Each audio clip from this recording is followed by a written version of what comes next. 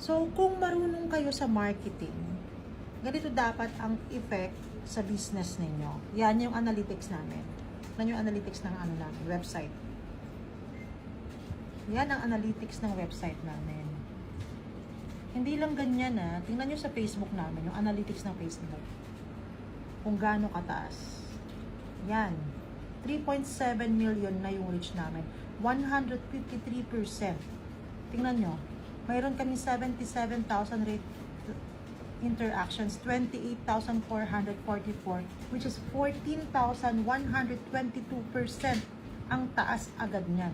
So, kung mag-open kayo sa Yes Pinoy Pro ng business, dapat, number one, hindi lang license. Dapat marunong din sila sa accounting, sa marketing, paggawa ng website, at sa analytics. Ganyan mag-open ng negosyo. Hindi yung baguhan ka pa lang sa negosyo, sasabihin mong magaling ka na. So, itong isang bagay na ginagawa ng Yes Pinoy Pro ay ginagawa namin based on our experience. Ituturo namin sa inyo sa napakamurang halaga. At mag-o-open na kayo ng negosyo, lalaki pa yung mga pages ninyo. Kami pa ang mag-graphic design, kami pa ang mag-accounting, kami na lahat ang gagawa.